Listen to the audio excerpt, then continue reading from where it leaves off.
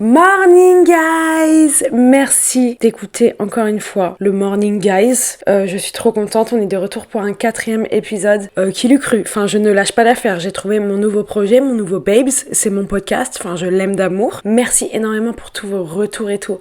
Franchement, je sais pas si vous captez, en fait, je regarde tout le temps mes stats et tout. Les commentaires que vous laissez, les messages que vous m'envoyez, je screen tout, j'écris tout. Et surtout, merci à toutes les personnes qui sont venues au pop-up de Nad. Bon, pour ceux qui savent pas de quoi je parle, excusez-moi.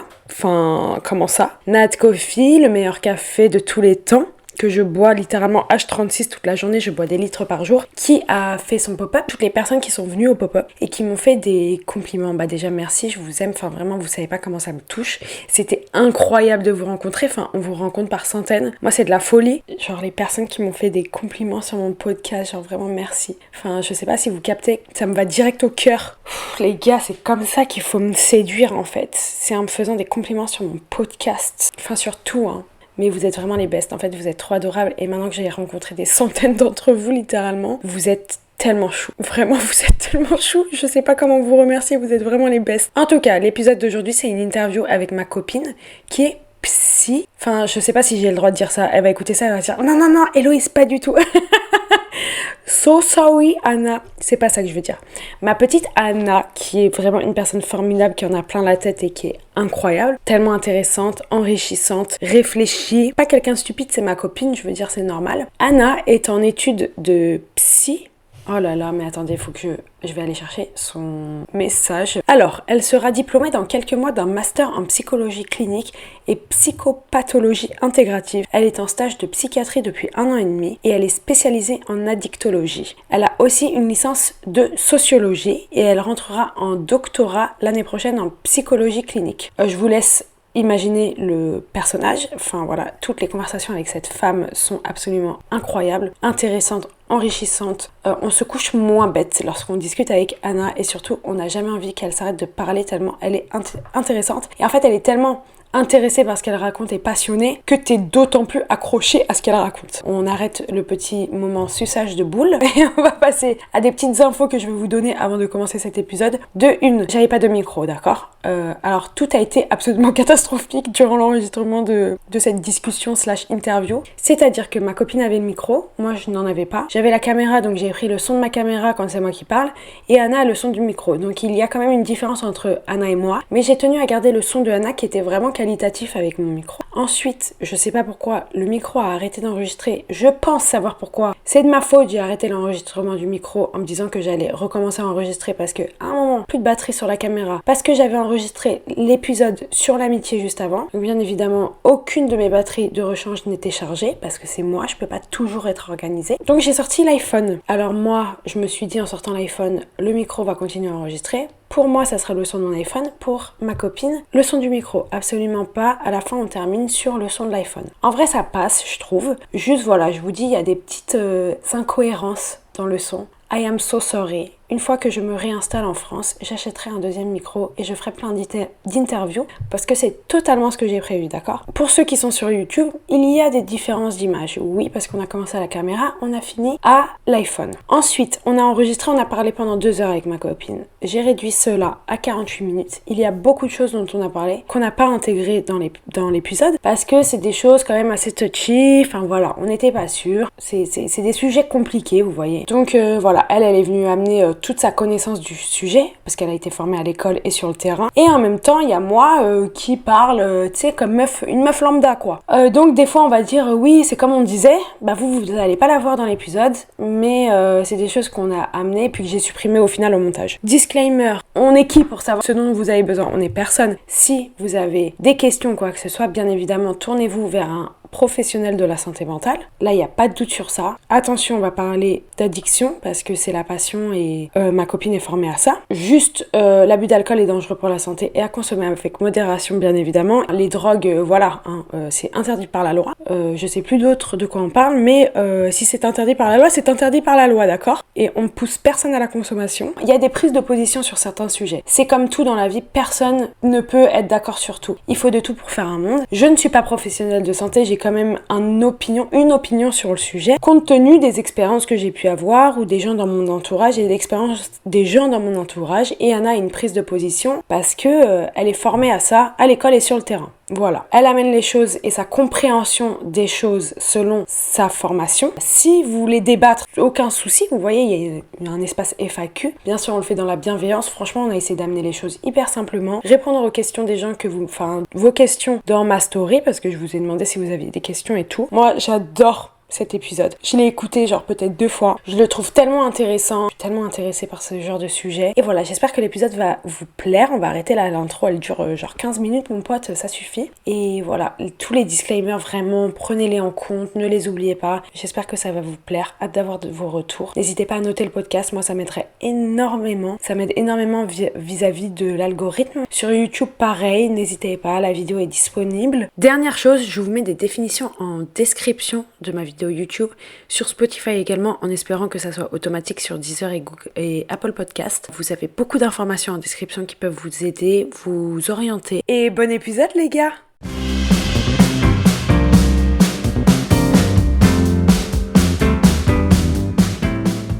Morning guys! Comment ça va? Je suis trop contente d'être là, je suis en train d'enregistrer mon son sur rien du tout, j'ai pas de micro, je suis désolée, j'ai qu'un micro. Je préfère que ce soit elle qui ait mon micro parce que là je suis en train de parler à YouTube, mais comme si je parlais pas à Spotify, pardon, Deezer, Apple Podcast, il y a de discrimination envers personne. Les gars, déjà, attendez, on va commencer. Juste, je suis en train d'enregistrer. Moi, j'ai pas de micro. Anna, elle a un micro. Je suis avec ma pote Anna. Déjà, on met les termes. Je suis avec ma pote Anna. Coucou. J'enregistre ma copine qui est... Vas-y, dis ce que t'es. Là, je suis en master 2 de psychologie clinique et psychopathologie intégrative pour devenir psychologue. Puis, je travaille en stage aussi à l'hôpital Sainte-Anne, en consultation spécialisée, en addictologie et sur les troubles de l'attachement. Damn, j'adore. Ok, et donc elle a le micro parce que c'est elle qui va, le plus important c'est vraiment ses réponses. Moi je suis l'animatrice de cette émission, de cet épisode, donc je vais me démerder pour essayer d'avoir un son qualitatif pour moi. Dans tous les cas, à l'avenir je ferai d'autres interviews, donc je vais essayer de m'acheter un autre micro. Est-ce que là j'avais envie de mettre le budget? Non, pas vraiment. Ça fait un peu mal au cul. Et moi je sais pas, faut que je regarde Héloïse en fait. C'est là où tu regardes. Okay. En gros, et ça tourne pour YouTube aussi parce que j'aime bien avoir mon format vidéo. Et puis il y a le format podcast, donc voilà, on s'adapte. Et Anna, toi tu regardes. Bouges, là. Mais là je bouge parce qu'en gros, je suis un peu en système D quand j'enregistre mon podcast.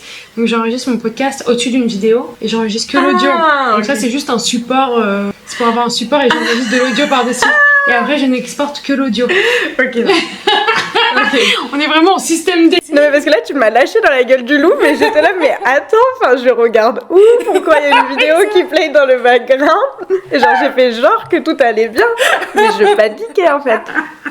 C'est super drôle. C'est super drôle. Donc voilà, aujourd'hui on va parler du parcours de ma copine Anna. On va parler de tout ce qu'il y a dans sa tête parce que ce qu'il y a dans sa tête c'est génial. Les gars, je pourrais l'écouter parler pendant des heures. Elle commence à parler, elle me dit pardon, arrête-moi, tu sais là c'est ma passion, donc je pourrais te lancer si tu la mets, ne ferme jamais ta bouche.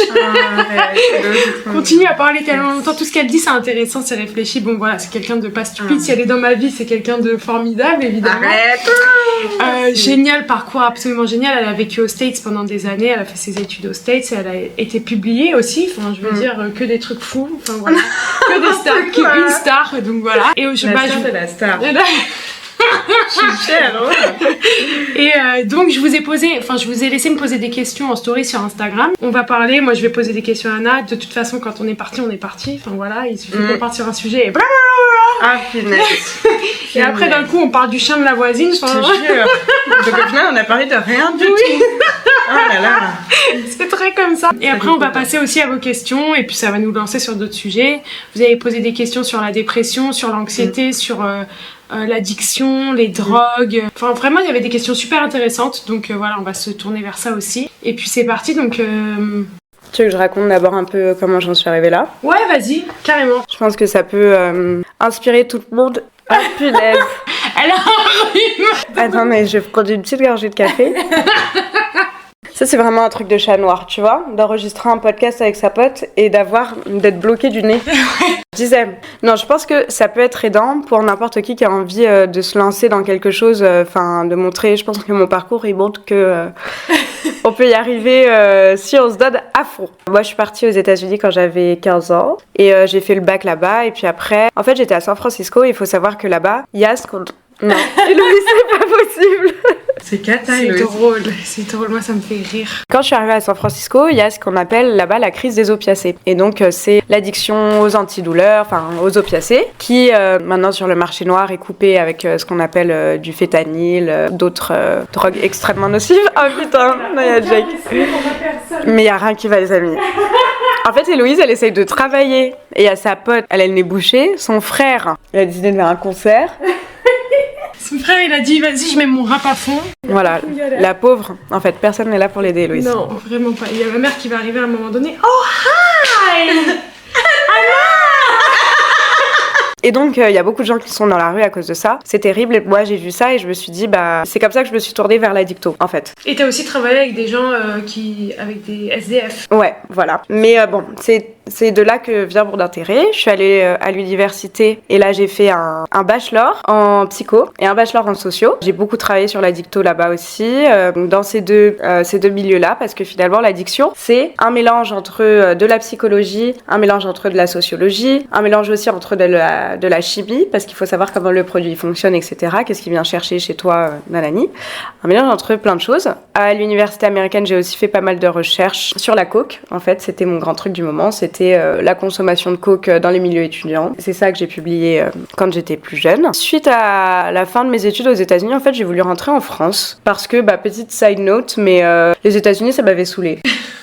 Je comprends. Moi, j'aime pas les States, donc... Donc, j'ai voulu revenir en France. Je suis revenue. Depuis ça, j'ai travaillé un peu dans la prévention. J'ai fait un master à Sciences Po pour une raison que tout le monde ignore. Tout le monde. Moi, la première. Et ensuite, c'est bon, j'ai fait mes candidatures parce qu'il faut savoir que c'est hyper dur de rentrer en master en psycho en France. Ça m'a valu un super burn-out. Donc ça, c'était trop cool. Qu'on a vécu ensemble.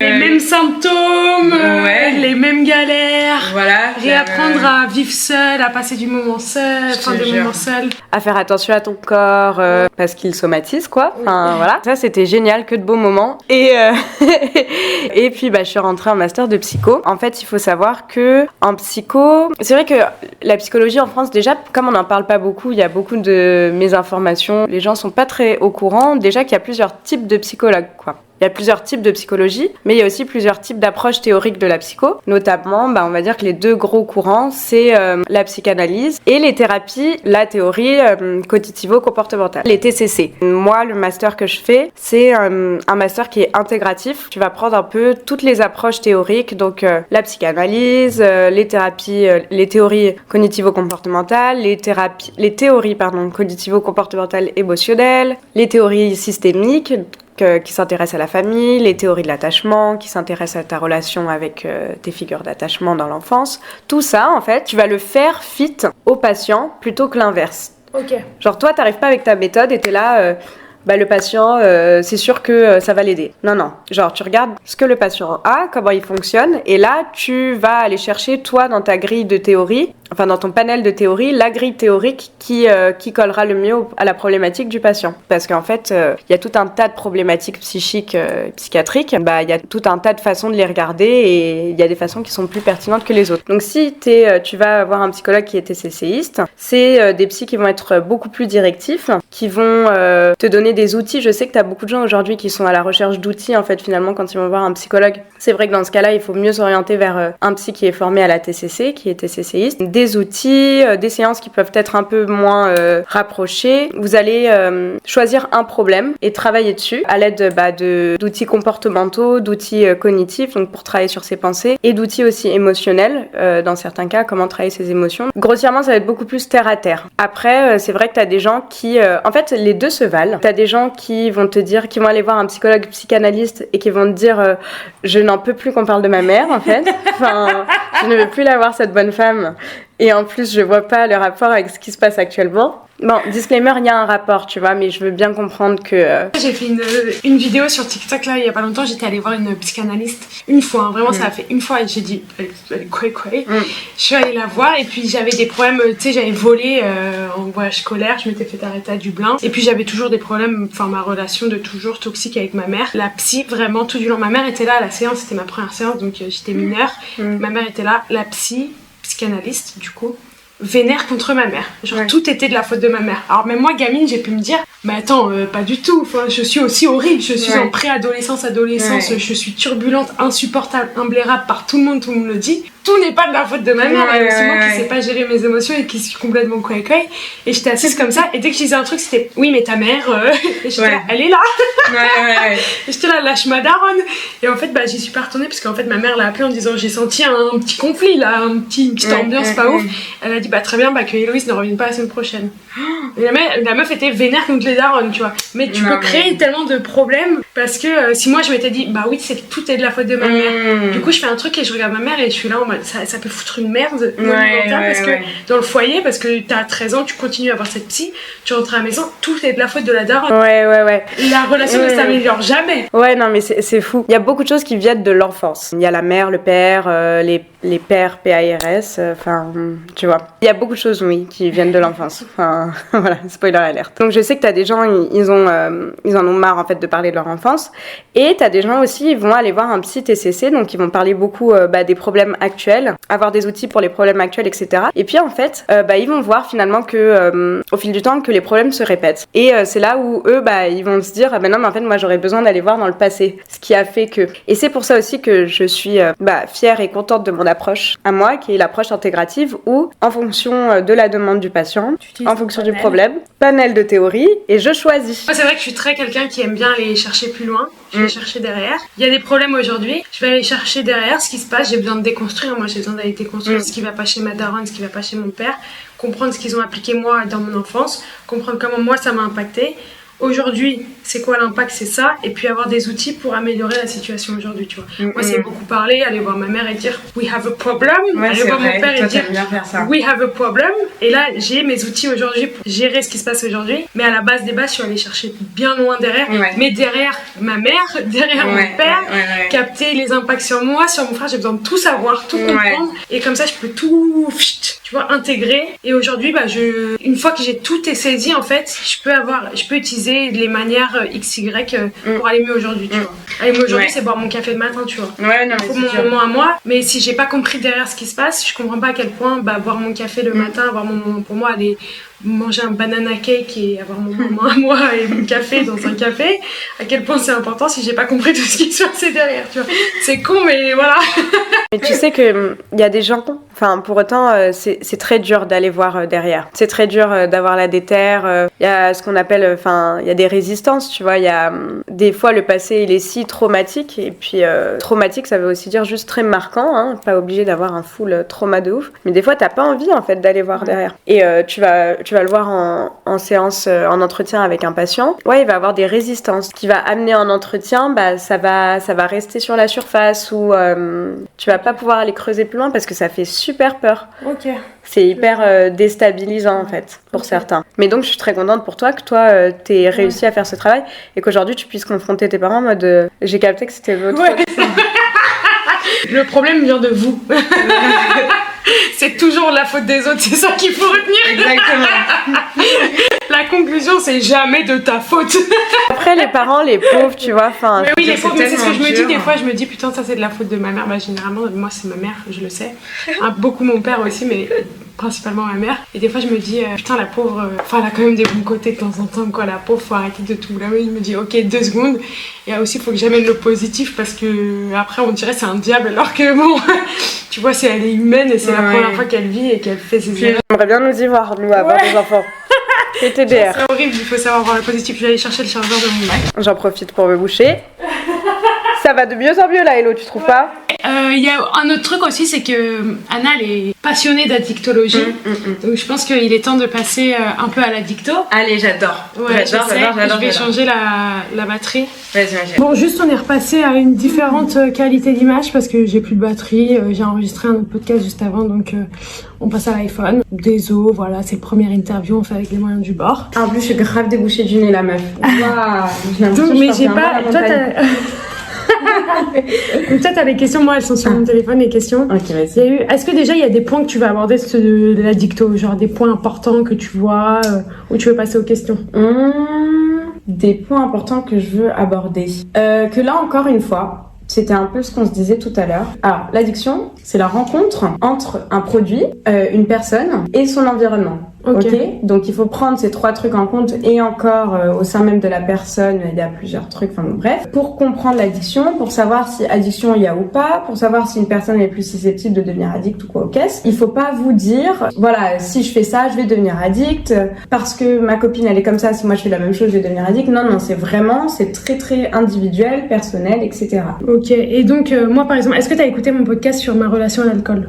Non, mais on en a tellement parlé. Ouais. Bah moi du coup, ma conclusion de mon podcast, enfin de ma réflexion sur le sujet, c'était en gros, bah moi j'adore le vin, j'adore l'alcool, c'est vraiment goûtu, enfin j'adore goûter mon Côte du Rhône, j'adore goûter enfin côte rôtie, c'est un plaisir, je bois pas pour boire, tu vois, jamais. Quoi, qu'est-ce qu'il y a? Parce que toi tu me connais. Si on continue comme ça, on va sortir tous les types de vins qu'on aime, il va passer 1 heure. Parce que moi là, je t'écoutais, j'étais comme ça. Ah mais c'est pas du tout le sujet. Et donc, genre je bois vraiment parce que c'est un plaisir. Si c'est pas un plaisir, je suis un peu en mode Et en fait, ces dernières années, je suis un peu passée de la consommation du plaisir à la consommation du besoin. Ouais. C'est-à-dire que c'est vraiment, comme on disait, tu sais, c'était ma béquille, et c'est ce que je disais dans mon podcast, je disais avec une amie, en fait, la conclusion, c'est que c'était devenu ma béquille. Voici l'amie. C'est vraiment devenu ma béquille, et du coup, le moment où j'ai pas eu le choix que d'arrêter, ce qui a été compliqué, parce qu'en fait, le fait d'arrêter a fait que de un, je devais arrêter une habitude. Donc, arrêter une habitude, déjà, c'est compliqué. Ouais. Mais en plus, il a fallu que je gère toutes les émotions que j'étais en train de supprimer avec mon alcool. Ouais. Et aujourd'hui, il y a mon frère qui passe derrière. Personne ne respecte mon taf, hein, vraiment. Et donc, ma conclusion, c'était vraiment, en fait, je suis passée du kiff au besoin. Et aujourd'hui, je suis revenue à une relation de kiff, c'est-à-dire que je bois une fois de temps en temps. Hier, j'étais au resto, j'ai pas bu. Je peux boire un verre, m'arrêter. Je peux en boire 2, m'arrêter. Je binge drink plus. Et je suis repassée au... Ok, cool. Est-ce que toi, tu dirais que je suis addict, ou tu dirais, que je suis alcoolique, que je suis addict, ou que c'est sous contrôle, ou que ça, tu vois, toi, tu conclurais quoi? Parce que à l'heure actuelle? Ouais. À l'heure actuelle. Non, à l'heure actuelle, si tu viens me voir en service d'addictologie et que tu me dis j'ai besoin de vous voir pour ma consommation d'alcool, je pense que je vais te renvoyer chez toi malheureusement parce qu'en fait il y a trop de monde déjà et que là il n'y a pas d'addiction. En fait, l'addiction, il y a plusieurs critères, mais notamment moi un critère qui est très très important, je trouve, pour ma pratique clinique, c'est la perte de contrôle. La perte de contrôle, c'est finalement, consommer plus, ou dans le cas d'une addiction comportementale, faire plus qu'on ne voudrait le faire. On dit, ça c'est une prof qui m'a souvent répété ça, que j'adore sur l'alcoolisme, c'est est alcoolique toute personne qui a perdu le luxe de s'abstenir de boire. J'espère que c'est ça la quote, parce que sinon je vais me faire démonter. Mais voilà, vous comprenez en fait, c'est quand tu peux plus t'abstenir, quand tu perds le contrôle sur ta consommation, oui, c'est là où tu rentres dans l'addiction. Et en l'occurrence là, t'as le contrôle dessus. Ok. Donc, tu vois... Parce que tu sais, on dit toujours, il y a différentes formes d'alcoolisme. Et du coup, il y a l'alcoolisme quotidien où tu bois tous les jours et tu peux pas te passer. Mais tu gardes quand même un contrôle dans le sens où, imagine, tu bois juste tous les soirs, comme moi, tu vois. Je bois tous les soirs, 1 verre, 2 verres, 3 verres. Ça s'arrête là, ça va jamais plus loin. Le matin, je me réveille, j'ai pas envie de boire. Le midi non plus. Le soir, oui, parce que c'est mon besoin de tous les jours. Et du coup, on appelle ça de l'alcoolisme. Dans le jargon de tous les jours, quand tu parles aux gens, ça il y a différentes formes d'alcoolisme. Du coup, je pourrais être jugée comme étant alcoolique, que j'ai été alcoolique parce que je buvais tous les jours pendant 1 an, 2 ans. Est-ce que c'est le cas, tu vois? Parce que j'avais le contrôle, dans le sens où c'était pas toute la journée, c'était que le soir. J'en avais besoin, j'avais ma pulsion du j'ai besoin de mon verre. Quand j'ai arrêté à 17h, j'étais là, mon verre? Non, pas du tout. C'est passé en 3 semaines. En 3 semaines, vu que c'était plus une habitude, c'est 20 jours, tu sais. C'était vraiment le cas où 3 semaines, j'avais plus cette envie. J'étais en mode, qu'est-ce que je m'en fous, maintenant je bois pas pendant des semaines, je m'en tape. Mais à ce moment-là, et vraiment j'étais là, c'est mon truc de tous les jours. Les gens de tous les jours caractériseraient ça comme étant de l'alcoolisme. Est-ce que c'est le cas? Eh ben, n'en déplaise à certains, moi je dirais que non. Ok. Voilà. D'accord. Parce que aussi, donc il y a cette histoire de perte de contrôle. C'est un des critères. Il y en a, on va dire, moi dans le modèle que je prends, il y en a 12, mais notamment cette perte de contrôle quand tu t'arrêtais à ton 2e ou 3e verre. Tu voulais les boire, même j'avais envie de les boire et puis après j'en avais marre, j'étais en mode non, c'est bon. J'en avais marre, tu vois. Si j'avais envie d'en boire un de plus, je buvais. Si je voulais pas, je buvais pas. Bon, bah les lendemains de soirée, des fois je buvais pas. Donc c'est en ça qu'il y a le contrôle. En fait, je pense que c'est aussi parce que finalement le commun des mortels, il côtoie pas, alors que c'est très répandu, mais il côtoie pas des alcooliques, ou en tout cas on leur parle pas. Moi, les patients alcooliques, c'est des gens qui vont se prendre une cuite énorme un soir, qui vont peut-être se coucher après avoir vomi, mais des gens de notre âge, à 4-5 heures du matin, et le lendemain ils se réveillent, ils ont besoin d'une bière, mais en fait ils en ont pas envie. C'est ça la perte de contrôle. Ok. Donc il y a ça, entre autres, c'est un des critères, mais entre autres il y a aussi le fait que ça ait des conséquences négatives sur plusieurs sphères de ta life, notamment la sphère professionnelle, etc. Bah j'avais pas l'impression. Non. Voilà. Non, vraiment pas. Tu loupais pas des rendez-vous parce que tu buvais. Moi je me suis jamais dit ouais je suis alcoolique, je me disais juste il y a un petit truc où il faut que ça s'arrête parce que j'ai un autre truc à gérer en fait. J'ai un petit truc émotionnel à gérer. Et puis en fait, je me disais aussi, si c'est pas l'alcool, ça aurait été un autre truc. Absolument. Bah alors ça, c'est le truc qui est très important à savoir aussi, c'est que personne ne commence à boire en voulant devenir alcoolique. Personne ne commence à fumer en voulant devenir addict à la cigarette. Ça vient toujours chercher quelque chose chez soi. Et en l'occurrence, c'est très souvent une béquille pour quelque chose. Donc bien évidemment que là, à ce moment-là, tu avais besoin d'une béquille. Après, grand bien te fasse. En fait, ce besoin de béquille, il n'était pas énorme. Ça veut dire que tu souffrais pas psychiquement énormément, en fait. Et quand tu souffres énormément psychiquement, ta consommation, t'es beaucoup plus prône à devenir addict à quelque chose. Évidemment, ça vient toujours chercher une souffrance psychique, le fait d'être alcoolique ou pas. Ok, c'est encore une fois, on ne décide pas de devenir alcoolique. Mais c'est pour ça que tu as pu t'arrêter. C'est pour ça que tu as un petit peu commencé, genre pour régler, gérer quelque chose. Mais c'est aussi pour ça que tu as pu t'arrêter, c'est parce que ce truc, soit il s'est résorbé en lui-même, soit tu as dealé avec. Et puis maintenant, je suis repassée à une relation de kiff, donc ça, c'est vraiment cool. Voilà. J'adore mon petit verre, tu vois, et puis c'est 2 fois par semaine, une fois, je vois pas du tout. Ouais. Non, on me sert un petit côte rôti, je suis là. S'il te plaît, je veux et sinon, j'adore le charbon. Et sinon, t'as déjà goûté le truc à Nicolas l'autre jour. Un jour, tu m'avais ramené un verre, c'était... Voilà, le castel du Nicolas à 5-6 balles, je sais pas. Une obsession, à 6 balles, ouais, je sais. Ah ouais, et une obsession. Mais attends, rapport qualité-prix de ouf, ce truc. J'ai racheté un. Il est top. Alors, tu voulais que je regarde les questions ? Ouais, s'il y avait des questions auxquelles tu avais envie de répondre. Ouais. Cool. La dépendance affective envers quelqu'un est-elle considérée comme une forme de drogue ? Je comprends le sens de sa question, c'est une question qui revient souvent, mais non. En fait, parce que encore une fois, il y a des critères d'addiction à la drogue, des critères de dépendance qui sont la perte de contrôle sur la consommation et le comportement, qui sont les dommages financiers, interpersonnels, sur ta vie professionnelle de ta consommation, de ton comportement. Il y en a tout un tas. Il y a le craving, c'est la sensation physique, mais vraiment qui te prend au corps, on va dire, une envie irrépressible de vouloir consommer ou faire ce comportement. Il y a tout un tas de choses qui sont propre à tout type d'addiction et qui, dans le cadre d'une dépendance affective, ne s'applique pas, tu vois. Même s'il y a des gens qui me diront si, moi, quand j'ai envie de voir telle ou telle personne, j'ai cette envie irrépressible de le voir. Oui, mais dans ce cas-là, je pense que vous n'avez pas été addict. C'est pas la même chose. Et en plus... C'est un autre trouble, c'est un autre problème à gérer, en fait. C'est ce que j'allais dire. Autre que l'addiction. C'est un problème qui est très important, mais qui n'a rien à voir avec la façon dont on comprend l'addiction. Qui a certaines choses à voir, mais la dépendance affective, c'est quelque chose qui est beaucoup plus de l'ordre des troubles de l'attachement, en fait. Par contre, très important, n'hésitez pas à aller chercher tout ce qui est attachement dans le cadre de la dépendance affective et de la relation à l'autre. Voilà. Un problème tout aussi important. Ça j'ai beaucoup aimé, faut-il complètement arrêter l'alcool ou n'importe quoi d'ailleurs, pour sortir de l'addiction? En gros, faut-il s'abstenir de telle ou telle chose pour sortir de l'addiction? Est-ce que du coup, l'idée de refaire un truc une fois, de reboire une fois, de rejouer aux jeux vidéo vidéo une fois, parce qu'il y a des addictions comportementales et avec substance. Hein. Ouais, il y a l'addiction au jeu, qui est sa spécialité, l'addiction au jeu d'argent. Il y a, en fait, les troubles du comportement alimentaire, c'est de l'addicto. Hein. Ah ouais? Ouais. Ok, super intéressant. Ouais. Ok. Parce que c'est les mêmes mécanismes, en fait. Putain, c'est ces histoires de perte de contrôle. Ouais. Donc moi, je suis aussi formée à... l'anorexie, la boulimie, l'hyperphagie. L'hyperphagie. Ok. C'est l'addicto, les TCA. Putain, c'est fou, je sais pas du tout. Okay. Parce que c'est les mêmes mécanismes qu'on retrouve dans les autres types d'addictions, genre, comme je vous ai dit, cette perte de contrôle sur le comportement, cette envie irrépressible de manger ou de ne pas manger, enfin même si le craving il est un peu différent dans le cadre des TCA, mais les conséquences, la place psychique que ça prend. Mais oui, c'est vrai, c'est parce que ça prend c'est énorme, parce que la place psychique, et puis ça a un impact aussi sur tes relations extérieures. Absolument. C'est vrai. En fait, la question, c'est abstinence ou pas pour guérir d'une addiction. Et là, encore une fois... C'est propre à chacun. Exactement.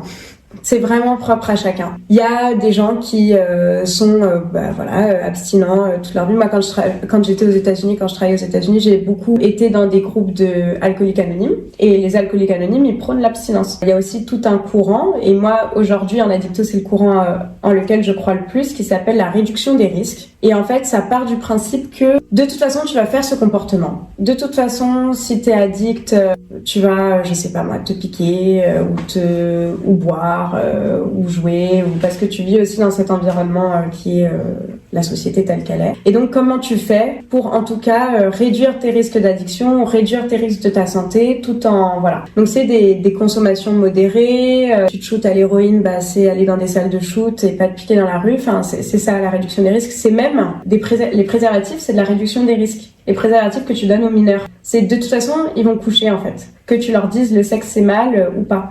Donc, comment leur donner des préservatifs? Ok. Et bref. Et donc, moi, je suis plus pour cette approche parce qu'en fait, j'ai aussi un regard sociologique de l'addiction et je connais cette société et je sais que on est poussé vers ça, que ce soit dans l'environnement parce qu'il y a des lobbies, encore plus en France, les lobbies de l'alcool, mais aussi parce qu'en fait, on est une génération qui souffre. Et la souffrance, elle amène vachement vers l'addiction aussi. Elle amène au besoin de béquilles, en fait. Hein. Exactement. Enfin, on a quand même besoin d'un truc pour nous soutenir. Moi, il y a des fois où jamais je prônerais le fait d'être addict. Enfin, je sais à quel point ça peut être... Essaye de le guérir. Bien évidemment. Mais pour autant, je ne peux que comprendre, en fait, comment on en est arrivé là. Quand on vit dans la société dans laquelle on vit, il n'y a pas beaucoup de choses qui sont facilement accessibles, qui nous permettent de mieux gérer. Parce que même un psy, en fait, c'est très cher. C'est beaucoup plus cher qu'un flash de vodka. Oui. Donc... Et puis après, il y a trouvé le bon psy aussi qui est compliqué. Donc tu mets ton bif. Ça, c'est encore tout et un sujet. Et si t'as pas trouvé ta bonne personne, tu remets encore plus de bif pour trouver la bonne personne. Complètement. Donc c'est aussi très compliqué, quoi. Se faire aider, c'est une solution, hein. Mais c'est dur, mais il faut s'accrocher, quoi. Ouais, complètement. C'est comme tout pour guérir. Enfin, ouais, faut s'accrocher. Comme trouver un médecin qui répondra à tes questions. Enfin, je veux dire, il y a tellement de psy, mais en plus alambiqués les uns que les autres. Mais des fois, moi, les gens qui sont assis à côté de moi sur les bancs de la fac, je suis là, mais c'est pas vrai. C'est pas vrai. Ce commentaire, je l'ai beaucoup eu sous mes vidéos en mode... Enfin, moi, les plus quoi, c'est ceux sur les bancs de la fac à côté de moi, quoi. En fac de psy. Je suis là, c'est super. En tout cas, je comprends que tu as besoin de choses qui sont un peu de l'ordre de la gratification instantanée à l'heure actuelle pour pouvoir aller mieux, dont les substances et dont les comportements, malheureusement. Moi, sa question, je la comprends dans le sens, tu sais, est-ce qu'il faut que j'arrête définitivement ou est-ce que reboire un verre, c'est ok? Dans le sens où, en fait, je crois que via les films, ce qu'on regarde à la télé, les vidéos, ce qui est mis en avant souvent, c'est les alcooliques anonymes et donc l'abstinence. C'est un peu montré comme la seule solution à l'addiction, vraiment, c'est l'abstinence. Et du coup, quand t'as une addiction, t'as l'impression que ta seule solution, c'est l'abstinence parce que c'est tout ce qu'on te met en avant. Et c'est pour ça que je pense que c'est important de se tourner vers quelqu'un qui est spécialisé en addicto parce que ça te mettra sous le nez qu'il y a d'autres solutions que l'abstinence, parce que l'abstinence, ça peut être difficile ou ça peut ne pas être une solution, tu vois. Il y en a qui, je pense, qui peuvent gérer sans être abstinents. Et c'est propre à chacun, la solution, elle est propre à chacun. Ouais. Et je pense que pour avoir une réponse pour toi, spécifiquement, le mieux, c'est de tourner vers quelqu'un qui est spécialisé pour ça, pour savoir comment tu peux garder la situation sous contrôle. Ouais. Et bien sûr, et j'ajoute aussi... Ouais, juste aussi, t'as l'impression que tu sais, les alcooliques, bah, c'est ce qui se montre le plus à la télé. T'as l'impression qu'ils reboivent un verre, ça y est, c'est reparti en cacahuète. Genre, c'est d'un extrême à un extrême, en fait. On te montre que les extrêmes, je trouve, à la télé, dans les films, dans tout. C'est vraiment d'un extrême à un autre. Et genre, il y avait un épisode, bah, moi, là, je regarde Shameless. Et je sais pas si t'as regardé. Non, mais je connais, ouais. Et donc, le père, il est alcoolique. Et puis, il y a un des fils qui devient alcoolique après. Et justement, qui essaye la non-abstinence, mais de garder sous contrôle. Une bière, consommation contrôlée. Ouais, exactement. Et pendant un temps, ça fonctionnait pour lui. Ce que je trouvais top, parce que pour une fois, on mettait en avance autre chose que l'abstinence. Après, il est reparti dans le côté abstinent, parce qu'il est reparti dans cacahuète. Et lui, c'est de l'émotionnel à gérer, tu vois. Et en fait, t'es en mode, putain, lui, il essaye juste de gérer son alcoolisme, qui n'est que un résultat d'un problème émotionnel. Et il est pas en train d'essayer de gérer le problème émotionnel, tu vois. Et des fois, c'est juste, bah, aussi, va gérer ton problème émotionnel, tu vois, à la base. Donc je pense que vraiment se tourner vers des professionnels, c'est hyper important dans ces situations. Enfin, genre moi, je suis contente d'avoir géré le problème émotionnel, parce que ça aurait pu en vrai partir plus loin si j'avais pas gardé sous contrôle, ou si la souffrance était beaucoup trop importante. J'ajouterais aussi, là il y a quelque chose qu'on touche du doigt, c'est le concept de rechute en fait. Quand tu décides de te sortir d'une addiction, quand tu y arrives, une partie du processus de changement, en fait, ça inclut la rechute. La rechute, ça veut dire retomber en fait dans ton comportement d'addiction. Cette rechute, elle est normale. La recherche montre qu'elle fait partie du processus de changement, donc d'arrêt. Pour autant, il faut donc déjà ça, il faut se déculpabiliser quand ça arrive. L'important, c'est si t'es suivi de le dire à la personne qui te suit, de revenir sur les rails. Je sais plus comment on dit. Il faut aussi quand même... Get back on track. Get back on track, voilà. Retomber sur les rails. Les chemins de fer. Mais il faut aussi différencier rechute et faux pas. Moi, j'aime bien. Parce qu'en fait, un faux pas, c'est...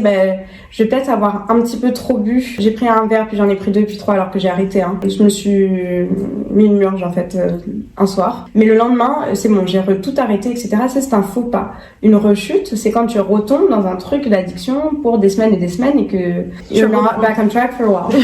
Le take-home message, c'est que ces rechutes, elles font partie du processus. Bon à savoir. À toi de savoir si aujourd'hui ton problème émotionnel, enfin ton problème psychique, il est assez guéri pour te permettre de pouvoir avoir une consommation modérée ou pas en fait. Mais en parlant de ça, je trouve que c'est pas mal cette question qui n'est pas tellement addicto mais qui va sur le truc, qui est est-ce que l'anxiété sévère se règle sans TCC ou suivi psychologique. TCC, on est d'accord, c'est ce qui avait été dit, ce dont j'avais parlé au début, c'est un des courants de la psycho. Redéfini au cas où pour les gens qui ont peur. TCC, c'est les thérapies cognitivo-comportementales. Aujourd'hui, on appelle ça TCCE, enfin tout un champ où c'est aussi émotionnel. Et en fait, tu vas travailler sur, donc pour un type de souffrance ou un problème, voilà, sur les comportements associés à ce problème, les cognitions, donc les pensées associées à ce problème, et les émotions associées à ce problème. Ok. Voilà. Et donc, est-ce que l'anxiété sévère, ça se règle sans ? Moi, j'aurais tendance à dire non, malheureusement, sauf exception qui confirme la règle. L'anxiété sévère, enfin, je sais pas d'ailleurs si tout le monde est au courant de ce que c'est, mais c'est un trouble où tu vas être tout va être anxiogène en fait, vraiment. C'est très très handicapant, très déstabilisant. L'anxiété aussi, des taux d'anxiété physiologiquement, ça a un effet qui est très néfaste pour le corps. Moi, je conseille un suivi psychiatrique médicamenteux et un suivi psychologique. Et des fois, ça m'énerve un peu, mais bon là, on partirait sur un autre débat. J'ai du mal, alors que je suis psychologue, je suis pas psychiatre, mais j'ai du mal à accepter ce discours qui est non, mais il faut pas de médoc pour les troubles psychiatriques.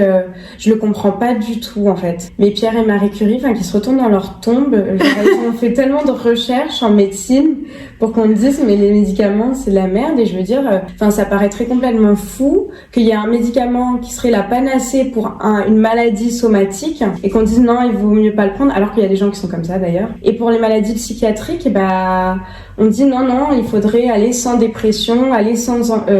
moi non plus, je comprends pas. Traiter la dépression sans médoc, traiter l'anxiété sans médoc, mais vous vous rendez pas compte en fait. La dépression, l'anxiété, il y a des atteintes sur le long terme mais qui sont énormes. Des atteintes cognitives, des atteintes les taux de cortisol liés liées au stress, c'est vraiment pas bon. Enfin, bien évidemment qu'il faut traiter ça. C'est des années de vie gâchées dans une souffrance qui est paralysante. Enfin, les personnes qui souffrent d'anxiété et de dépression, mais c'est extrêmement handicapant sur le court terme et sur le long terme. Donc, s'il y a des médicaments qui sont faits pour, prenez-les. Mais pourquoi pas? Si on vous les donne, vraiment. Ben oui, non, mais moi, je comprends totalement. Moi, il y a quelqu'un comme ça dans mon entourage qui disait, je vis avec... Mon meilleur coup de gueule.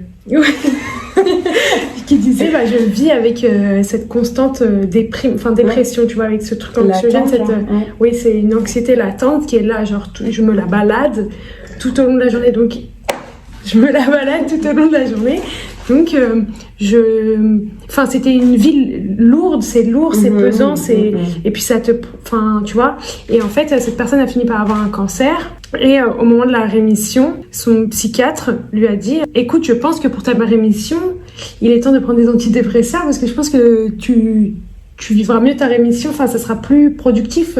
Si tu pars avec un mindset beaucoup plus positif, ton corps ira mieux. Donc il est temps, tu vois, peut-être on passe aux médicaments. » Et elle qui était vraiment en mode « Non, pas les médicaments. » Elle a commencé les médicaments. 3 mois plus tard, elle est retournée voir sa psy. Il lui a dit « Écoute, je me suis jamais sentie aussi bien de ma vie. » C'est pas possible. Genre jamais, de toute ma vie, c'est maintenant que je me sens si bien, tu vois, genre c'est incroyable. Oui. Genre mon mindset est beaucoup plus positif, la rémission s'est très bien passée. Enfin, heureusement qu'elle est partie avec un mindset beaucoup plus positif parce que bon, tout est dur dans le cancer de A à Z, le 10 ans plus tard, c'est toujours compliqué. À un moment, elle a essayé d'arrêter les antidépresseurs. Ça s'est fait au cours de 3 mois, tu vois, et puis elle est partie à son état d'origine. Sa psy lui a dit, écoute, je pense que t'es une dépressive fonctionnelle, genre t'es dépressive, mais tu fonctionnes, t'es pas dans ton lit, parce qu'on a cette idée de du dépressif qui est dans son lit, qui fait rien, qui se douche pas, qui est un cas de la dépression, mais là c'est très fonctionnel, elle fonctionne dans la vie de tous les jours. Et elle dit, je pense que c'est un traitement que tu dois penser à long terme, quoi, jusqu'à la fin de ta vie, comme ça tu peux fonctionner encore mieux. Et en effet, heureusement que les médicaments existent et que cette personne le prend parce que c'est pas quelque chose d'horrible dans sa vie de tous les jours à devoir prendre ses antidépresseurs et ça lui permet d'être dans un mindset tellement plus positif et kiffer la vie et tu vois se retrouver à ce qu'elle aurait dû être sans cette dépression. Je connais pas la dépression, j'ai connu la déprime l'année dernière. Je connais pas la dépression, mais c'est tellement déjà lourd. J'ose imaginer la dépression, comment tu... La dépression sévère, c'est... Trouver la force de vivre tous les jours. Même pour un psy, moi, quand je reçois des patients en dépression sévère, c'est tellement lourd que tu le ressens dans ton... Ouais. Et puis, mais oui, s'il existe des solutions, testez. En fait, si le médecin vous donne une solution, testez. Mais tu vois, le problème, c'est que je pense que c'est parce qu'on reconnaît pas encore les maladies mentales psychiatriques comme étant des vraies maladies. Donc, s'il n'y a pas de vraies maladies, il n'y a pas de vrai médoc, tu vois. Alors que ça dérangerait personne de prendre un médicament à vie pour telle ou telle maladie somatique. Genre moi, la pilule jusqu'à la fin de ma vie pour l'endométriose, tu vois. Mais ça dérange personne. Encore plus quand on parle de troubles sévères, parce que là, la question, elle porte sur de l'anxiété sévère. Dépression sévère, c'est pareil. Non, moi je suis pas partisane du fait qu'on puisse s'en sortir sans suivi psychologue et d'ailleurs dans ces cas-là de suivi psychiatrique aussi. Après, quand c'est une dépression, une anxiété qui est modérée, voire légère, on peut essayer de trouver d'autres solutions. Je pense qu'un suivi psychologique de toute façon c'est important, mais voilà, je sais pas si les médicaments c'est forcément nécessaire à voir avec un psychiatre. Et voilà quoi. Peut-être une dernière question, un truc comme ça. Oui. Sur l'addiction, vu que c'est sur l'addiction. Ok. Juste il y a une question, c'était comment savoir qu'on est dans le cercle vicieux de la dépression. Moi je pense que faut aller consulter. Complètement. C'est vraiment la solution, aller voir des professionnels dans le domaine. Comment se débarrasser des addictions à la drogue. Pareil, c'est ce qu'elle a dit, c'est propre à chacun, aller voir un psy spécialisé en addictologie. Si vous êtes aussi vous avez des TCA aussi, allez voir quelqu'un spécialisé en addictologie. Ouais, complètement. Mais de toute façon, tous les troubles addictifs, les troubles psychiques, je veux dire, c'est seulement si tu les vis pas que tu te rends pas compte à quel point c'est handicapant. Après, il y a un truc aussi que je voulais dire, du coup, parce que je parle beaucoup du fait de voir psy. Souhaite-lui bon courage pour son doctorat, elle aura sûrement besoin d'un psy. C'est demain, rendez-vous psy. On est obligé, non, mais déontologiquement, et puis c'est très très important d'être suivi en tant que psy quand tu bien sûr. psy, quoi. Mais ce que je voulais dire, ah oui, non mais tu sais quoi, ça c'est très important parce qu'on a fait que parler d'être suivi, etc. Et évidemment, on a aussi parlé du fait que que ça coûte cher, que c'est dur de trouver un psy, que des fois il faut en tester plusieurs avec différentes approches, etc. d'approches théoriques avant d'en trouver un bon. Il y a quand même pas mal de structures gratuites à Paris et en France qui offrent un suivi psy, donc ça je trouve que c'est important d'en parler. Donc il y a les CMP, les centres médico-psychologiques.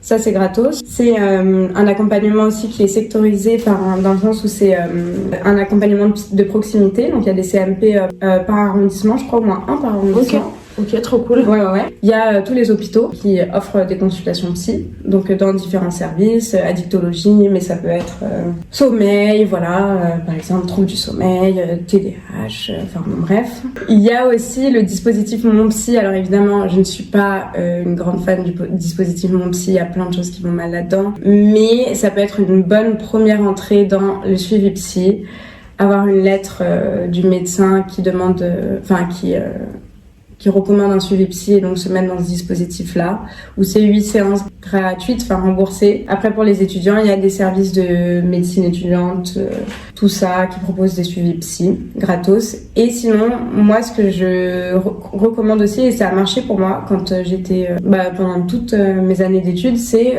quand je trouve un psy que j'aime bien, en fait, je lui demande un tarif préférentiel. C'est ce que j'avais fait moi quand j'étais au lycée, je lui avais demandé un tarif préférentiel, elle m'avait dit ok. Donc on était passé de 60 à 50 ou 40 euros là. Ouais, moi là je paye 40 balles parce que c'est vraiment ça, c'est bien. Bah oui, en fait. Ouais. Voilà. Dire j'ai pas l'argent, en fait, on s'arrange. Et attends, j'y pense, il y a une dernière question que je vois pas là, mais en fait que moi on me pose tout le temps. C'est est-ce que je peux être addict au sucre, tu sais, au chocolat, mais c'est une vraie question, hein, c'est pas genre en mode pour me faire rire. Tout dépend, encore une fois, je veux dire, l'addiction au sucre, elle est pas documentée, voilà. Bon, après c'est sûr que le sucre c'est quand même une substance qui est addictive, mais qui a des propriétés, on dirait addictives, je vais pas rentrer dans les détails. Mais voilà, mais après, toutes ces questions-là, je trouve que c'est important de les voir sous le prisme de est-ce que je perds le contrôle sur ce qui m'arrive, en fait? Est-ce que je perds le contrôle sur ce que je suis en train de faire? En vrai, il y a que vous qui peuvent... Qui pouvez Il faut sachez que... Il y a que vous qui puissiez savoir. Bravo. C'est ça. Bécherel, la meuf. C'est ça. Je pense, oui. Ça sonne bien, en tout cas. Et c'est vrai que derrière les addictions, addictions côte au sucre, des fois il y a des addictions, des troubles du comportement alimentaire, quoi. Tout ce qui est binge. Donc ça doit mener à ça peut mener à quelque chose. Du coup, si les TCA, ça rentre dans l'addictologie. Mais c'est vrai que si on suit, toi, ce que tu as mis en avant par rapport à l'addictologie. Non, les critères. Oui, les critères exactement de l'addiction, non, l'addiction au sucre ne rentre pas dedans. Mais si ça passe par des crises d'hyperphagie ou de boulimie. Mais là, t'as tout compris. Oui. Tu l'as dit beaucoup mieux que moi et c'est exactement ça. Là, ça devient de l'addictologie, mais si c'est juste le soir, tu peux pas te passer tes 2 carrés de chocolat, où ça ne vient pas impacter ta vie sociale, quoi. Si vous vous questionnez sur les critères dont je fais que parler, là il y en a 12, je vais pas tous les détailler, mais vous pouvez regarder sur internet, sur Google Scholar, c'est les critères de Goodman de l'addiction. Voilà. Ok. Trop cool, merci. Voilà. J'essaierai de vous trouver des liens pour mettre en description de ma vidéo YouTube. Trop bien, meuf. Voilà, ma chérie. Je vais vraiment me coucher moins bête, c'est trop bien. Je suis trop fan, j'adore. Franchement, c'était trop yum, j'aime trop t'écouter. Tout ce qu'elle sort, c'est intéressant. Et à chaque fois, j'apprends des nouveaux trucs. Merci, Hello. C'est trop yum. Bon, cool. Et Hello aussi, il faut savoir qu'elle est... T'es hyper calée sur le sujet. C'est gentil. Je pense que tu t'es aussi beaucoup documentée. Ta mère, évidemment, tu t'es dans ce milieu-là, ou en tout cas le domaine de la santé mentale. C'est des choses que j'ai dû comprendre pour patauger dans la vie. Elle était vraiment bien documentée. Ouais. Attends, je vais m'en sortir, t'inquiète. Ouais. J'ai juste des trucs à capter. Ouais. Ton problème aussi, c'est que toi, tu crois trop que tu dois capter, que tu peux... tu vas t'en sortir par toi-même. Voilà. C'est vrai, mais en fait, c'est parce que... Non, en fait, le truc, c'est que moi, j'ai fait une thérapie avec une psychanalyste au lycée qui m'a vachement aidée elle m'a donné, en fait, comment dire, j'ai fait 6 mois de thérapie avec une psy qui me correspondait, genre vraiment, elle a mis des mots sur des trucs où je captais pas, tu vois. Elle m'a fait comprendre des choses sur ma relation avec ma mère et avec mon père, où j'étais en mode, elle a mis le mot sur des choses où j'étais là, putain, mais grave. En fait, de ouf, elle m'a fait réaliser des choses au lieu de blame my mom pour tout, ce qui était ce que je faisais parce que c'était avec elle que j'avais une relation quotidienne et pas avec mon père. Et ben, elle m'a fait comprendre des choses où vraiment, et j'étais là, ouais, grave, ok, maintenant, j'ai réalisé qu'il fallait que je réfléchisse différemment. Que je vienne aller à la source des choses pour capter. Et du coup, aujourd'hui, oui, j'ai l'impression que je peux m'en sortir seule parce que j'ai appris à réfléchir correctement. J'ai appris à outsourcer. J'ai appris à me tourner vers mes potes. J'ai appris à aller chercher en ligne, tu vois, sourcer ce que je pensais, aller voir s'il y avait des preuves à ce que je pensais. J'ai appris à mettre des mots sur les mots, en fait. Et... Oh, master. Et surtout à pas comme tu dis, tu sais, figer mes idées. En fait, oui, j'ai une idée, mais en fait elle peut changer. Je peux conclure quelque chose un jour et après me dire, mais en fait je suis capable de me dire que je dis de la merde, et du coup genre avoir une idée un jour, une conclusion, et me dire, putain, en fait j'étais à côté de la plaque. Et c'est comme ça que je grandis, parce que je continue à me poser des questions. Et du coup, oui, parfois je me dis, putain, il serait peut-être temps que je me retourne vers quelqu'un et genre libérer tout ça, libérer certaines paroles. Et en même temps, c'est vrai, t'as raison, j'ai l'impression de tellement pouvoir me démerder toute seule, parce qu'en même temps je suis pas seule, parce qu'en même temps je suis entourée. Aujourd'hui j'ai réussi à parler à ma mère, tu vois, ce qui fait que ça a libéré d'autres trucs. Toi, je te parle. Mes potes aussi, j'ai que des potes qui sont intelligentes et qui sont pas stupides. Mais c'est vrai que déjà mes liens sociaux, psychiatre de base, là, ça ma thérapie de 6 mois, vraiment, moi, si je pense comme ça aujourd'hui, c'est aussi parce que j'ai vraiment fait une thérapie de 6 mois qui était folle, où je suis sortie de là beaucoup moins énervée, beaucoup plus apaisée, et je me connais, et je fais énormément de taf pour me connaître et comprendre mes comportements. On appelle ça... c'est aussi l'insight. C'est-à-dire quand tu te connais, quand tu es capable de voir en fait ce qui se passe en toi à un moment T, t'es beaucoup plus prône à pouvoir instiller le changement. De ouf. Et là, c'était un podcast, un de ces 4, c'est connaître ses défauts et ses qualités. Et justement, ce que je veux mettre en avant, c'est ok, on a tous des défauts en fait, et ce qui est important, et moi c'est ce que j'adore faire chez moi, c'est connaître mes défauts et les accepter. Et c'est pas parce que j'ai des défauts que c'est grave, mais au moins je peux avancer en connaissance de cause. Je connais ces défauts et en fait je peux avancer avec ça et les accepter, et j'ai pas à me blâmer pour des défauts, parce que tout le monde a des défauts, tu vois. Et c'est comme ça que tu grandis, c'est quand tu connais tes défauts et tu peux venir travailler dessus si tu as envie de travailler dessus. Et aller faire, ok, je vais aller chercher plus loin. Moi, un de mes défauts, vraiment, c'était d'être en colère tout le temps. J'avais une colère en moi, j'étais j'en pouvais plus. Tu te souviens quand on était ados? Oh ouais, meuf, on était en colère. Comment on a fait pour pas se casser la tête? Ouais, vraiment, on était en colère. Et en fait, c'est horrible. C'est mal vu d'être quelqu'un en colère. Je sais pas, c'est un peu stigmatisé, stigmatiser, être en colère, être agressive et tout. Et le jour où j'ai accepté que c'était un de mes défauts, j'ai dit, ok, je suis en colère, je l'assume, on va aller de l'avant avec ça. Ouais, je suis en colère. Et la meuf toujours plus en colère qui m'envoie des coups. Et j'accepte cette agressivité chez moi. Et là, je peux avancer, tu vois. Mais tant que t'acceptes pas ça, tu peux pas avancer. Donc voilà, c'est aussi pour ça que j'essaye de me démarrer toute seule. Et que j'ai la flemme d'aller chercher quelqu'un qui me convient encore. Et que je voyage énormément. Je me suis toujours dit, le jour où je me réinstalle à Paname, je vais chercher quelqu'un, et puis je me pose, et puis je refais un travail, une thérapie et tout. C'est parce que j'ai des outils là actuellement. C'est ok, hein. Franchement, là, je suis pas partisane du fait qu'il faudrait voir une psy toute sa vie. Non.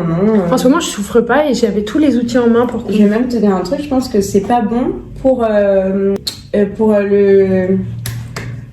self-efficacité, comment on dit, l'auto-efficacité en fait. Enfin, c'est pas bon d'être dépendant. Et moi aussi, ce que je veux dire aussi, voir quelqu'un tout le temps, aussi, je ressentais pas ce besoin, parce que toujours se remettre en question, c'est pas forcément, comment on peut dire, productif. Il n'y a pas besoin de se remettre en question tout le temps. Moi, en ce moment, je vais bien. Il n'y a plus de trucs sur lesquels j'ai envie de travailler, où je ressens le besoin de travailler. Passons, tu vois. Il n'y a pas besoin de constamment, c'est pas productif de constamment se remettre en question et essayer de travailler sur des choses où tu n'as pas besoin de travailler. Il y a des choses, c'est bon, tu as déjà travaillé dessus, tu les as acceptées. Allez, on continue. Il n'y a pas besoin de toujours regarder dans le passé, en fait. Enfin, moi, de la manière dont je fais de la thérapie, je fais ma thérapie, c'est psychanalytique. Je vais regarder derrière. Et du coup, il n'y a pas ce besoin. C'est aujourd'hui, c'est fonctionner dans la vie de tous les jours et dans le présent, et du coup avoir des outils pour aller de l'avant. C'est-à-dire que tu as résolu aussi tes conflits, ouais. Moi, mes outils, c'est mes moments à moi. Mes moments à moi, c'est tout. C'est tout. Preach, same. Ouais, j'en ai besoin. Si je les ai pas, je pars en cacahuète. Je suis en mode, j'en peux plus. I am surchargée. Hier, j'étais là, je peux plus. J'ai besoin de me poser. J'ai regardé Love on the Spectrum, personne ne me parle. Voilà, c'est tout. J'ai mes outils, je sais comment gérer toutes mes émotions. C'est bon, c'est calme, c'est fluide. Des fois, ça dure une semaine. Mais on revient de loin, hein, parce qu'avant ça pouvait pas durer une seconde. Ouais, de ouf. Ah bah oui. Bon allez, il faut que j'aille en fait. Et voilà, on a terminé. De toute façon, on a fait le tour de toutes les questions. C'était trop cool. Merci d'avoir pris le temps. Merci à toi, Maëlo. Ça me touche vraiment beaucoup. Et puis j'ai essayé de répondre. Après, j'ai pas du tout la science infuse, hein, mais c'est mon regard, ma compréhension des choses. Et Héloïse, elle saura vous parler mieux que quiconque de tout ça. Et... Je fais des bonnes conclusions de tout ce qu'elle raconte. Non, mais moi j'adore aussi tes questions. Enfin, ce que tu amènes dans des podcasts ou dans des contenus qui n'ont rien à voir en fait avec la psycho. Tu as toujours en fait un regard finalement assez psycho sur les choses. C'est génial parce qu'il est pertinent en plus. Ah, trop cool, merci, ça me fait plaisir. Et bon, écoutez, j'espère que ça vous a plu, que ça vous a aidé. Si vous avez des choses à dire, n'hésitez pas à DM, à laisser un commentaire là où vous pouvez et tout. Je vais essayer vraiment de lister toutes les choses que Anna a mis en avant. Pour vous, en plus, c'est pour la semaine prochaine, donc ça va, on a le temps. Et voilà, j'espère que ça vous a aidé, que vous avez kiffé nous écouter. La prochaine fois que je fais une interview, il y aura 2 micros, il y aura une caméra chargée, enfin tout sera bien, il y aura pas de gens qui passent derrière et tout. Pas de gens malades. Pas des gens qui ont le nez bouché. Il y a un gros problème. Et voilà, en tout cas, merci de nous avoir écoutés et Zoubi guys, love you.